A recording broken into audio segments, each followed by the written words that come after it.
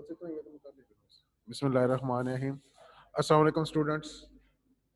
Foreign trade और हमारा ये आज का लास्ट चैप्टर का ये लास्ट टॉपिक है, जिसमें हमने जो फॉरेन ट्रेड में हमने बैरियर्स देखने हैं कि अगर आप दूसरे मालिक के साथ तिजारत करते हैं तो उसके लिए हमें कौन कौन सी मुश्किलात का सामना करना पड़ सकता है। ज़रा जिस मुल्क के साथ आपकी जो है वो तिजारत हो रही है, उस मुल्क के अपने कस्टम्स होंगे, रिवाज होंगे, उस मुल्क की अपनी एक लैंग्वेज होगी, तो उसके मुताबिक आपने जो है उसको डील करना होता है। फिर आपके फजाई और ज़मीनी रास्ते आपके किस तरह के हैं उनके साथ, उसको भी आपने देखना होता है। तो ये डिफरेंट आपके पास जो हो सकती हैं। हम स्टार्ट करते हैं हमारा जो डाइवर्सिटी ऑफ द लैंग्वेज। जो आपकी लैंग्वेज है वो अगर आपकी उसमें कोई मुनसर है, आपको जिस मुल्क के साथ आप डील कर रहे हैं, जिस मुल्क के साथ आपने तिजारत करनी है, उस मुल्क की लैंग्वेज जो होती है उसके ऊपर आपको अबूर होना चाहिए, या फिर जो प्रोडक्शन आपने उनसे लेनी होती है, जो भी चीज़ आपने उनसे प्रोड्यूस करनी होती है, पर इम्पोर्ट करनी होती है, वो देखना होता है कि वो आप वो चीज़ जो है कौमी सतह पे ले रहे हैं, या आपके जो इंडिविजुअल सिटीजन है वो इम्पोर्ट कर रहे हैं वो चीज़ें वहां से। अगर सिटीजन इम्पोर्ट कर रहे होते हैं तो जो लैंग्वेज का बैरियर होता है वो आपका स्टिल वहां पे मेंटेन रहेगा, क्योंकि आपने जो चीजें परचेज करनी है, जो सेल करने वाला है वो आपको एक्सपोर्ट करने की नीयत से वो चीजें नहीं बना रहा। अगर डिफरेंट कंट्री है, आपकी जो नेशन है, नेशन वाइज अगर वो चीजें आपकी एक मुल्क से दूसरे मुल्क में जब वो ट्रांसफर होती हैं तो वो देखा जाता है कि किस मुल्क के लिए आप वो चीजें प्रोड्यूस कर रहे हैं, और उसके मुताबिक आपने वो चीजें जो होती हैं बनानी होती हैं, और उसके ऊपर आप जिस मुल्क के साथ आपने ट्रेड करनी होती है, आपने जो इंग्रेडिएंट्स अपने शो करने होते हैं, या उसका बाकी जो भी इंफॉर्मेशन होती है, तरीका इस्तेमाल वगैरह, सारी की सारी चीजें जो है उस मुल्क की लैंग्वेज में आपने जो है वो लिखनी होती हैं। Different language are spoken and written in the different countries. The trader wishes to establish trade relation with the foreign country must know the language of the country, or he has hired the services of the somebody who know the that language. आपने अगर किसी के साथ आपने कोई तिजारत करते हैं, अगर वो उस मुल्क की जो लैंग्वेज है वो आप नहीं समझ सकते, उसके साथ आप उससे फेमिलियर नहीं है, तो फिर क्या करना पड़ता है, आपने क्या कंसल्टेंट्स जो होते हैं वो हायर करने पड़ते हैं आपको, या फिर वो लोग हायर करने पड़ते हैं जो उस मुल्क की लैंग्वेज, जिसे हम तर्जमान कहते हैं, वो लैंग्वेज समझते हों।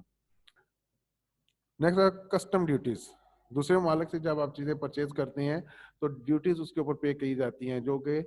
आपकी गवर्नमेंट आपको अलाउ करती है। अगर चीज़ें दूसरे मुल्क से आपने परचेज करनी है तो देखा जाता है कि अगर मुल्क में उस चीज़ की प्रोडक्शन है ऑलरेडी, जो चीज़ें आप दूसरे मालिक से परचेज कर रहे हैं, उस चीज़ की जो मुल्क में भी प्रोडक्शन है, और अपनी होम इंडस्ट्री को बचाने के लिए हैवी जो कस्टम ड्यूटीज जो है उनके ऊपर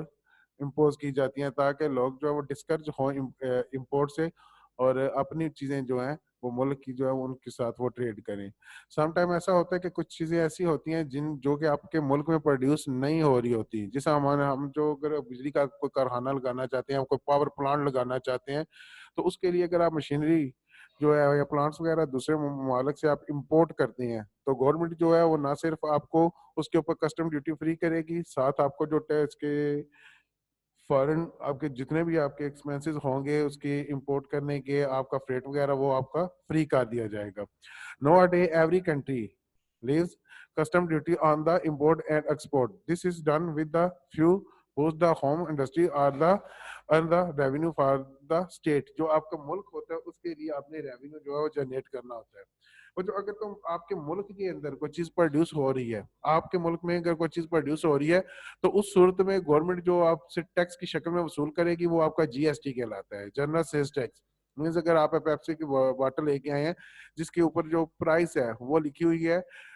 80 रुपीज, 80 रुपए लिखी हुई है, तो देखिएगा कि उसके ऊपर पहले हमने लिखा होगा 72 पॉइंट समथिंग उसकी वैल्यू होगी, और साथ उसमें आपके 8 रुपीज जो है उसमें custom duty, sorry general sales tax GST add होके, तो वो आपकी जो कंज्यूमर प्राइस बनती है। तो कस्टम ड्यूटी जो होती है ये गवर्नमेंट की या स्टेट का जो रेवेन्यू का जरिया होती है। नेक्स्ट है आपका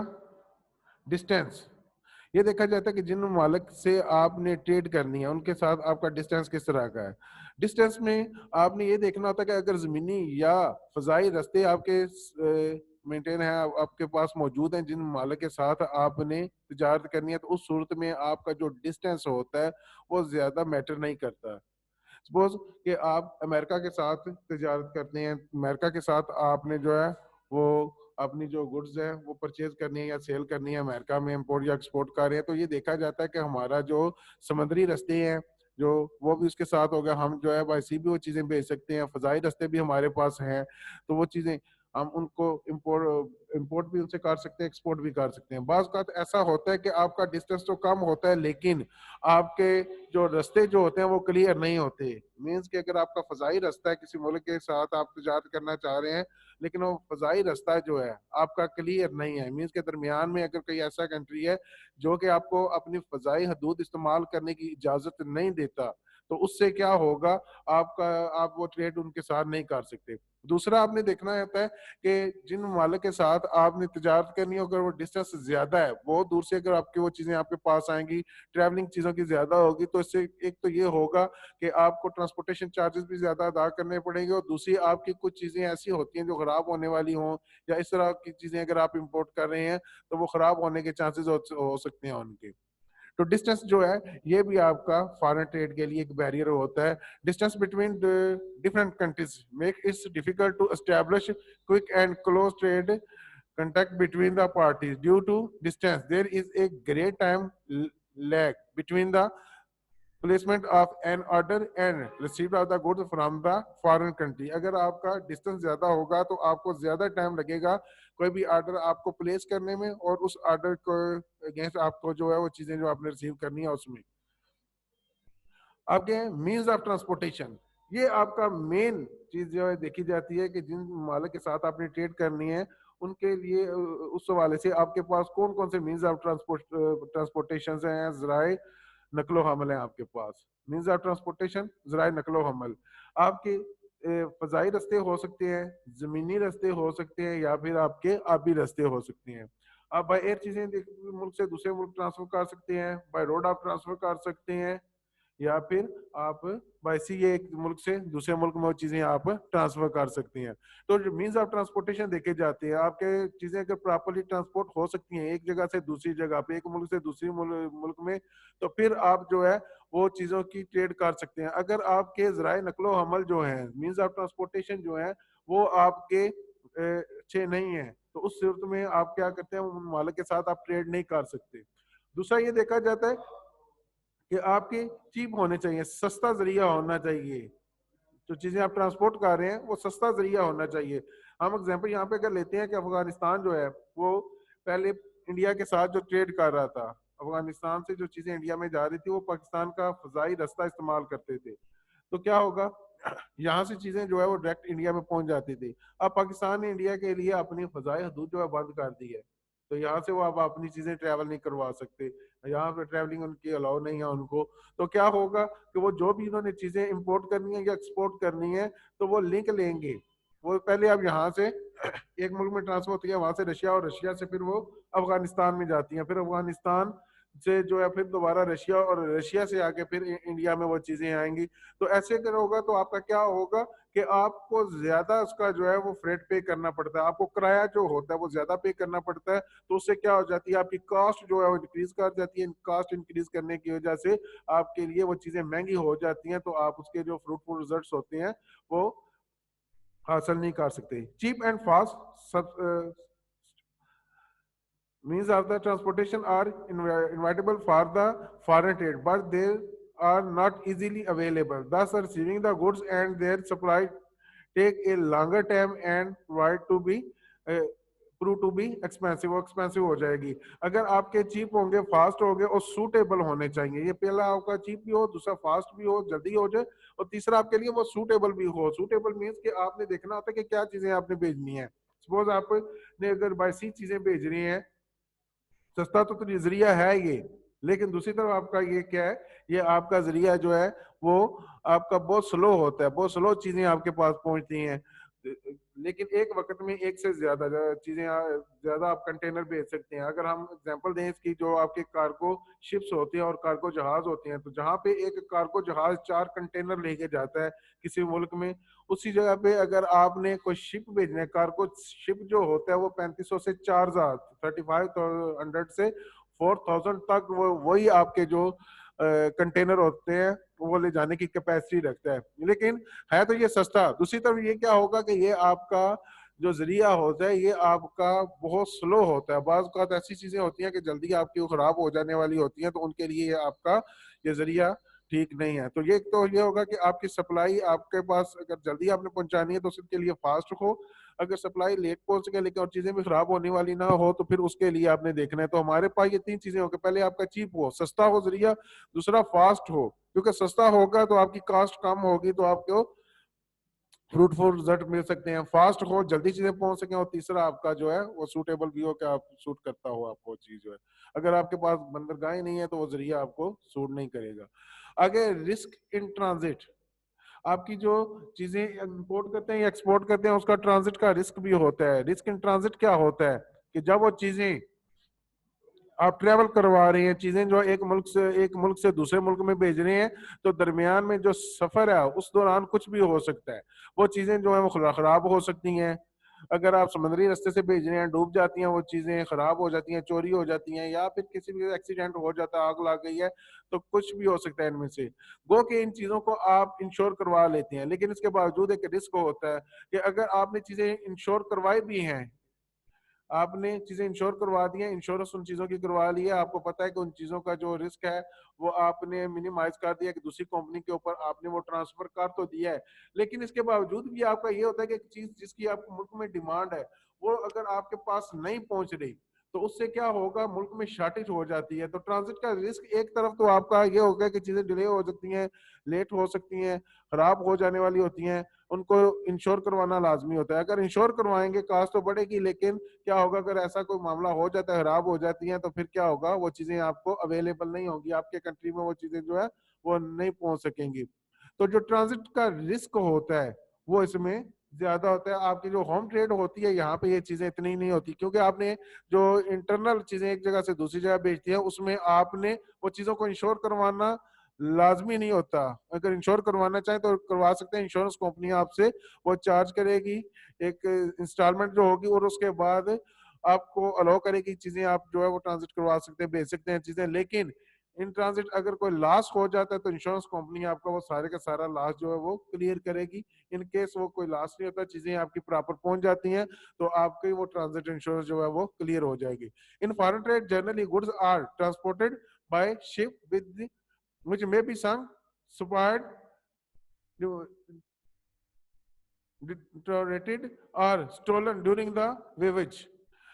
Though getting the goods insured can cover the risk, but this also increase the cost of goods. जो चीजें आपने इंश्योर तो करवा सकते हैं, ये कास्ट ऑफ गुड्स जो है वो इंक्रीज करेगी, क्योंकि जो भी आप चीजें भेज रही हैं उनके साथ जो भी आपके एक्सपेंसेस होंगे वो उसकी कास्ट मान जाएगी, उसकी कास्ट का हिस्सा हो जाएगी। जो चीजें आपकी जो होती हैं वो खराब हो जाएं या इस तरह का कोई मामला हो जाता है, तो या तो आपको इंश्योर करवाना पड़ेगा, उन चीजों को इंश्योर करवाएंगे तो आपकी कास्ट बढ़ेगी, अगर इंश्योर नहीं करवाएंगे तो आपको लॉस हो जाएगा इस चीज का। इवन अगर आपने इंश्योर करवा भी दिया तो उसके बावजूद आपको जो है वेट करना पड़ेगा उन चीजों के लिए। लैक ऑफ इंफॉर्मेशन,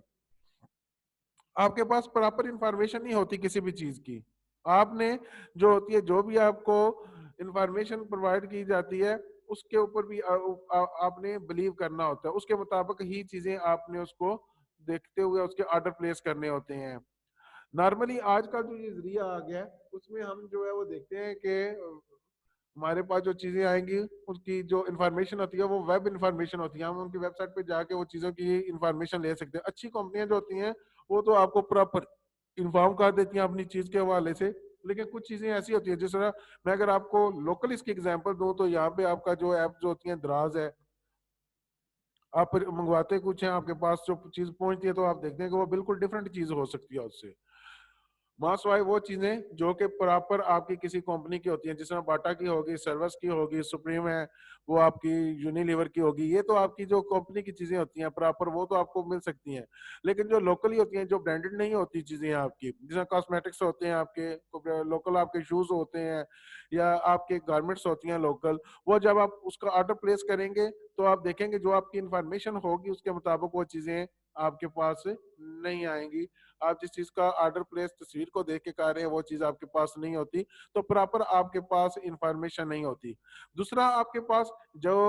आपने फॉरेन ट्रेड करनी है तो उसके लिए आपने जो इंफॉर्मेशन कलेक्ट करनी है उसके लिए आप टेलीफोन का सहारा लेंगे, फैक्स केबल या जो भी चीजें होंगी, तो ये चीजें आपके लिए कॉस्टली होती हैं। देखें, आपने डिफरेंट जगह से अपने जो ऑर्डर आपने प्लेस करने, इंफॉर्मेशन लेनी होगी और उसके बाद आपने ऑर्डर जो है वो प्लेस करना होगा। तो आपने ये देखना होता है कि आपकी डिमांड क्या आ रही है, आप किस उसके अगेंस्ट आपको क्या चीजें सप्लाई करनी है, प्राइस उसकी क्या होनी चाहिए, अपने इकोनॉमिक फेज वगैरह, ये सारी की सारी इंफॉर्मेशन जो है दूसरे ममालिक की आपके पास होनी चाहिए, जिसके जरिए आप करेंगे। तो एक तो आपके पास हो कि कॉस्ट आपकी कम से कम होनी चाहिए,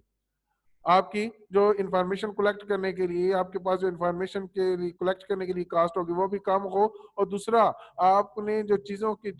डिमांड आपने करनी है, जिन चीजों का आपने ऑर्डर प्लेस करना है, वो देखना होता है कि किस जगह से आपको वो चीजें सस्ती मिल रही हैं और आपकी डिमांड के मुताबिक है।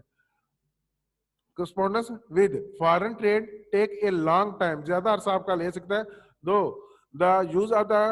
phone, fax cable and telex etc can solve the problem but they are quite costly, लेकिन ये चीजें आपकी कॉस्टली होती हैं, महंगी होती हैं। आपकी टेलीफोन वगैरह ये चीजें जो है आप इनका सहारा लेके वो चीजें जो ऑर्डर आप प्लेस कर सकते हैं, लेकिन ये चीजें आपकी महंगी होती हैं। तो मैं इसकी वजह से आपकी क्या होगी, आपकी कॉस्ट जो होती है वो चीजों की इंक्रीज करके। देखें, आपने कोई भी ऑर्डर प्लेस करना है, उसके लिए जो भी आपने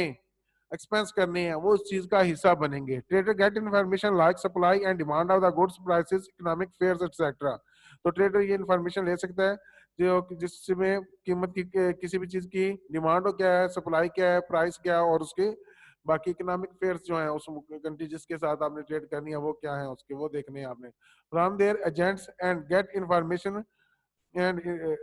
this information may be incorrect, और जो आपके एजेंट होते हैं वो इंफॉर्मेशन आपको गलत भी प्रोवाइड कर सकते हैं आपको। और ज्यादातर ऐसा होता है कि आप थ्रू एजेंट्स जब आपको चीजें परचेज करते हैं तो क्या होता है कि एजेंट जो होते हैं, इम्पोर्ट एजेंट्स होते हैं या एक्सपोर्ट एजेंट्स होते हैं, वो आपको गलत गाइड कर देते हैं। पॉलिटिकल कंडीशन, जिस मुल्क के साथ आपने ट्रेड करनी है उनके साथ आपकी पॉलिटिकल कंडीशन जो होगी वो क्या है। अगर पॉलिटिकल कंडीशन आपकी खराब हो जाती है तो उससे क्या हो जाता है कि आपके वो ट्रेड जो होती है उसको गवर्नमेंट अलाउ नहीं करती। जिस तरह अगर हम मौजूदा आपकी सिचुएशन उसमें देखें, हमारे और पाकिस्तान और इंडिया के हालात जो है वो खराब है। हमारी जो जो गवर्नमेंट्स हैं उनके आपस में जो ताल्लुकात है वो खराब है। उसकी वजह से क्या हो गया, हमारी इंपोर्ट और एक्सपोर्ट जो इंडिया के साथ थी वो हमारी बंद हो गई है। तो हमें भी सफर करना पड़ रहा है, पाकिस्तान भी कई वालों से आप सफर कर रहे हैं, और इसी तरह जो इंडिया जो है वो भी कई वालों से सफर कर रहा है। पाकिस्तान ने कैसे सफर किया, हमने देखा पिछले कुछ दिनों में, कुछ महीनों से आप देख रहे हैं कि पाकिस्तान में शुगर प्राइसेस हाई हैं। वजह क्या है कि अगर हमें चीनी की जरूरत पेश आती थी तो हम वो इंडिया से इंपोर्ट कर लेते थे, तो बिल को साथ होने की वजह से हमारी कास्ट कम होती थी और दूसरा हमें वो चीज लो प्राइस के ऊपर हमें मिल जाती थी।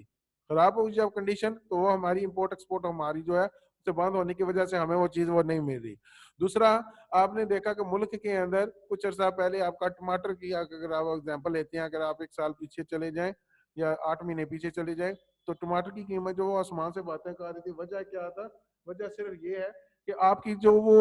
हमें इंपोर्ट करते थे टमाटर इंडिया से, वो रास्ते बंद होने की वजह से वो चीजें हमारे पास नहीं आ रही थी। फिर आपका जो मुल्क के अंदर हम जो है दूसरी एग्रीकल्चर इस तरह की चीजें जो प्रोड्यूस परचेज करते हैं, आलू हो गया, वो भी हम इंडिया से खरीद रहे थे, और इसके बदले हम उनको क्या दे रहे थे, हम जो है पाकिस्तान जो है वो नमक उनको जो है वो सेल कर रहा था। तो क्या हुआ कि यहाँ पे अगर जितना हमारे पास इसका ये फर्क पड़ा ना कि हमारे पास चीजों की कीमतें हाई हो गई हैं, तो इंडिया में भी आपकी एक तो शॉर्टेज हो गई थी आपकी जो ये साल्ट की, दूसरा ये क्या हो गया कि वहां पे भी प्राइसेस उनकी 6-6 गुना 7-7 गुना जो है उनको इंक्रीज करनी पड़ी है, क्योंकि उनके पास इस चीज की डिमांड के मुताबिक वो सप्लाई नहीं आ रही थी। तो पॉलिटिकल कंडीशन जब किसी भी मुल्क की आपस में खराब हो जाती हैं तो जो ट्रेडर्स होते हैं उनको रिस्ट्रिक्ट कर देते हैं कि आप लोग जो है एक दूसरे के साथ तिजारत नहीं कर सकते। The government of the two countries may restrict trade or businessmen to conduct foreign trade due to their embedded relation. उनके अगर एम्बेडेड रिलेशन होते हैं, खराब उनके आपस में रिलेशन हो गए हैं, तो उस वजह से वो क्या होती है कि आपस में उनके वो कंडीशन जो होती है वो खराब हो जाती हैं। डीलिंग थ्रू एजेंट्स, अगर आप एजेंट्स के जरिए डील कर रहे होते हैं तो एजेंट जो होते हैं उनके ऊपर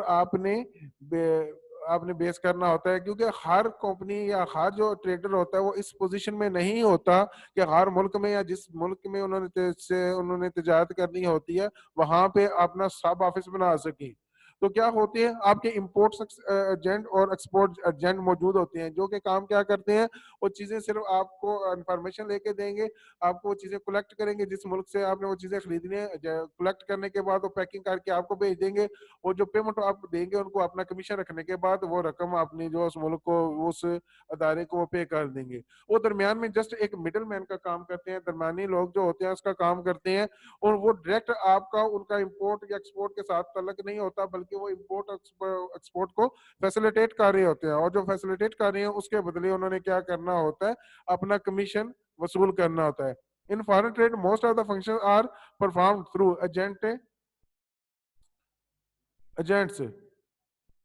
export agent, and that is export agent and import agent, forwarding agent and clearing agent. जिस तरह ये पाकिस्तान जो है, अगर कोई भी चीज दूसरे मालिक से परचेज करता है तो यहाँ पे, यहाँ अगर कराची की एग्जांपल है, यहाँ पे एटलस कंपनी है, एटलस कंपनी क्या करेगी, वो जो दूसरे मालिक से चीजें हमारे इधर बंदरगाह पे पहुंच रही हैं उनकी क्लियरेंस का काम करती है। उसका जो ये कंट्रैक्ट मौजूद है तमाम जो आपके इंपोर्टर्स है उनके साथ, तो वो कमीशन पे काम करते हैं, और उन्होंने क्या करना होता है, उसको क्लियर करवाना होता है। चीज क्लियर करवाएंगे, आपने कस्टम ड्यूटी पे करनी है, डाक क्लियरिंग चार्जेस होते हैं वो पे करने हैं, आपने इंपोर्ट ड्यूटी अगर उसके ऊपर कोई आप चार्ज कर रहे हैं वो क्लियर करवानी होती है, और उसके बाद वो चीज जो, कोई भी चीज आप जो दूसरे मालिक से ले रहे हैं वो अपनी पोजीशन में ले लेते हैं, और उसके बाद वो आपको वो चीज वो भेज देते हैं, और उसके बदले वो आपसे वो कमीशन चार्ज करती हैं। क्योंकि हर ट्रेडर वो इस पोजीशन में नहीं होता कि वो हर मुल्क में, आपने जिस मुल्क के साथ उन्हें तिजारत करनी है वहां पे अपना सब ऑफिस बना ले। तो क्या कहते हैं, इंपोर्ट और एक्सपोर्ट एजेंट जो होते हैं उनका काम, उनका सहारा लिया जाता है। हमारे यहाँ ये जो कार्गो का काम करने वाले लोग होते हैं, ये आपका इंपोर्ट एक्सपोर्ट के काम भी करते हैं, इनके जरिए भी आपकी चीजें इंपोर्ट होती है या एक्सपोर्ट होती हैं। लेकिन इसमें ये चीज देखी जाती है कि उनमें कोई चीज ऐसी ना हो जो हार्मफुल हो या मुल्क में चीज की इजाजत ना हो। फिर आपका फीचर्स ऑफ फॉरेन मार्केट,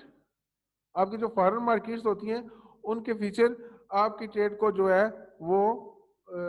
उसके ऊपर वो असरअंदाज होते हैं। जिस मुल्क के साथ आपने तजारत करनी है, अगर उस मुल्क में जो है वो कोई भी आपकी ऐसी सिचुएशन हो गया, नागहानी कोई सूरत हाल हो गई है, तो वो क्या होगा कि आपकी ट्रेड जो है मुतासर होगी, अगर आप उसके ऊपर डिपेंडेंट है टोटली, अगर आप उसके ऊपर डिपेंड है। सपोज किसी ऐसे मुल्क के साथ अभी आपकी जो सिचुएशन चल रही है, उसमें आप किसी ऐसे मुल्क के साथ तजारत कर रहे हैं जहां पे आपका कोरोना की वजह से लॉकडाउन है, तो वो क्या होगा, वो तजारत भी बंद हो जाएगी। फिर दूसरा क्या होगा कि कुछ अर्सा पहले आपने देखा था कि आपके जो फजाई रास्ते थे वो भी सब बंद हो गए थे, आपकी एयरलाइन जो है वो भी आपकी ग्राउंड हो गई थी, उन्होंने जो है मुख्तलिफ ममालिक में ऑपरेट करना खत्म कर दिया था। तो उससे क्या होगा, आपकी वो आपकी मार्केट जो सारी की सारी वो मुतासर होती है इससे। तो ये आपने देखना होता है कि जिस मुल्क के साथ आपने